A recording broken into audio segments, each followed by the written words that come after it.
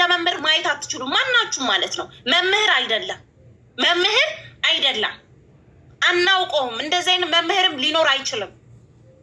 ከቤተ ክርስቲያን የተሰጠው ድቁልና ምንም አይነት አስተምሮ የለውም። ስለዚህ አንድም እፎይ ስለኛ ወክሎ ስለ ክርስትና የሆነ ነገር ተብሎ እንዲወራበት አንፈልግም። ባይዘዌ ኖ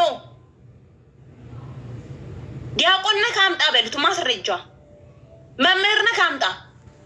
እሱ ትናንትና ተነስቶ ፖለቲካ ከነበር ከፖለቲካ ወጣ፣ ከዛ ቀጥታ ንጽጽር መጣ ምናምን። አንዳንድ የማይመስል ነገር ከሴት ማህፀን ተወልድ ተፈጥራችሁ የማይሆን መንገድ አታቅጣጫ አትሄዱ።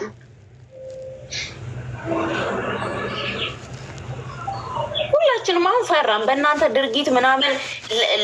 ላልሰማ አሰማ የራቁት ቪዲዮ ይዞ ቀረጸ እያላችሁ ለትውልድ እያስተማራችሁ በአንዳንድ ስህተቶች ምክንያት እያስተማራችሁ ብዙ አሁን ትዳር የያዙ ሰዎች በዚህ ዘመን ላይ ፍራቻ ውስጥ ናቸው። ሪላክስ አይደሉም ከባሎቻቸው ጋር እሱ።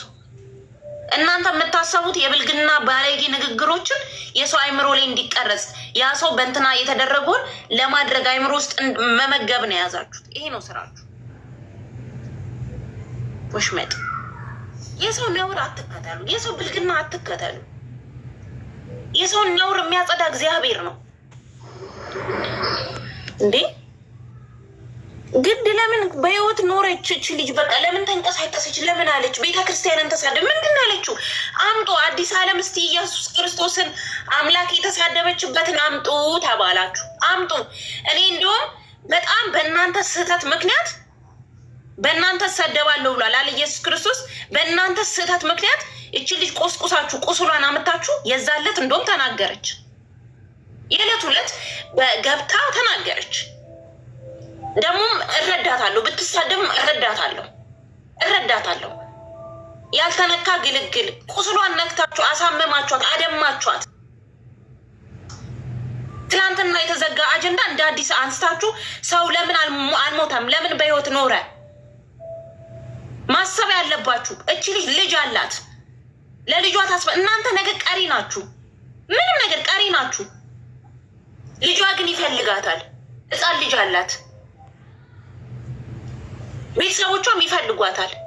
ስለዚህ በእናንተ ንግግር ራቁት ተለቀቀ እያላችሁ የሴቶችን ቅስም እየሰበራችሁ እንዲሞቱ እራሳቸውን እንዲያጠፉ። አብሶ ይሄ መምጣቱ እኮ ከመመናኑ ምንም የማያውቀው ምናምን አይደለም፣ ከሃይማኖተኛ ሰዎች መሆኑ ነው የሚያሳዝነው። ከሃይማኖተኛ ሰዎች መሆኑ ነው የሚያሳዝነው። የሃይማኖት ሰው ጋር ምን ይሰራል?